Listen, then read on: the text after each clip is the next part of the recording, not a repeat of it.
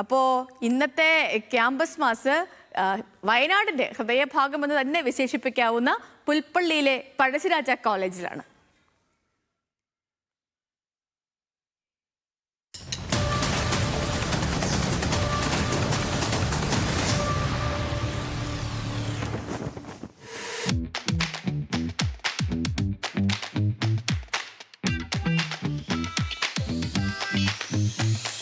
നിയമസഭാ തെരഞ്ഞെടുപ്പിൽ ഇത്തവണ ഒരു കൂട്ടം യുവതലമുറയാണ് ആദ്യമായി വോട്ട് ചെയ്യാൻ പോകുന്നത്. ഇവരുടെ രാഷ്ട്രീയം എന്തായിരിക്കും? ഇവരെങ്ങനെയായിരിക്കും ഈ തെരഞ്ഞെടുപ്പിനെ കാണുന്നത്? നമുക്ക് ഇവരോട് തന്നെ ചോദിച്ചറിയാം. നമ്മളിപ്പോൾ നിൽക്കുന്നത് പുൽപ്പള്ളി പഴശ്ശിരാജ കോളേജിലാണ്. ഇവിടുത്തെ വിദ്യാർത്ഥികളോട് നമുക്കിതിനെപ്പറ്റി ചോദിക്കാം.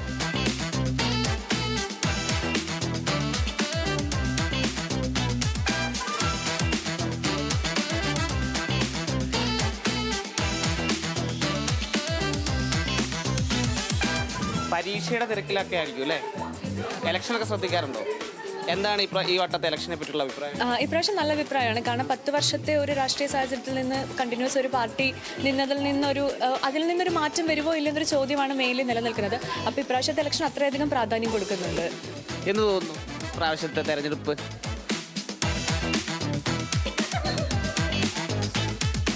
പ്രത്യേകമായിട്ട് രാഷ്ട്രീയത്തിനെ പറ്റിയിട്ട് അറിയില്ല, എന്നാലും വികസനമുള്ള പാർട്ടി മുന്നോട്ട് വരിക, അത് മാത്രമേ ഉള്ളൂ. LDF വരാനാണ് ചാൻസ്. കാരണം എത്രയോ മാറ്റങ്ങൾ ഈ 10 വർഷത്തിനിടെ LDF കൊണ്ടുവന്നിട്ടുണ്ട്. ഇടതുപക്ഷ ബദൽ തന്നെ ഇനി വരുന്ന കാലത്തും മുന്നോട്ട് പോകുന്ന തന്നെയാണ്.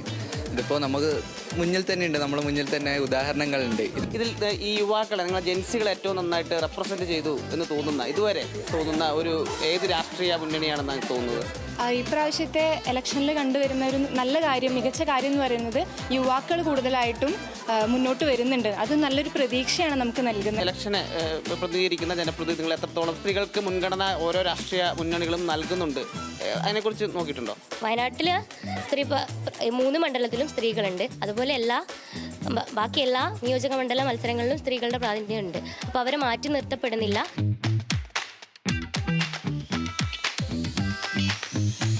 ഭരണ തുടർച്ച വേണോ, ഭരണമാറ്റം വേണോ, അതോ പുതിയൊരു മുന്നണിക്ക് അവസരം കൊടുക്കണം? മോശമൊന്നുമില്ല. 10 വർഷം ഭരിച്ചപ്പോൾ കുറേ മാറ്റങ്ങൾ വന്നിട്ടുണ്ട്.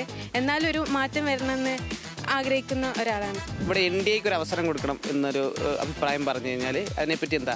നോർത്തിലേക്ക് ചെന്ന് കഴിഞ്ഞിട്ടുണ്ടെങ്കിൽ പൊതുവെ കാണുന്ന കുറേ കാര്യങ്ങളുണ്ട്.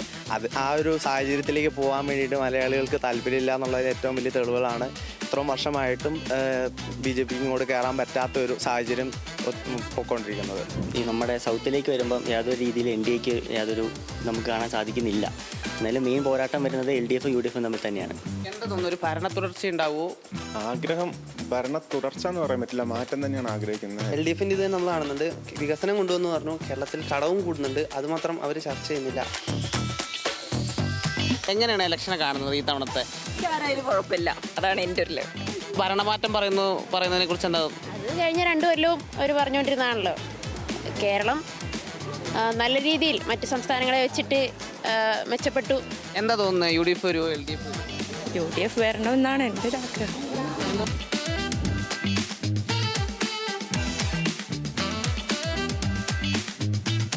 സംസ്ഥാനത്ത് ഭരണ തുടർച്ച വേണോ വേണ്ടയോ എന്നതിന് വിദ്യാർത്ഥികൾക്ക് വ്യത്യസ്തമായ അഭിപ്രായങ്ങളാണുള്ളത്.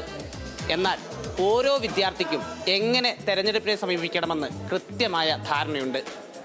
ക്യാമറ പേഴ്സൺ ജിതിൻ ജോസിനൊപ്പം ലിൻഡോ തോമസ്, ന്യൂസ് മലയാളം, വയനാട്.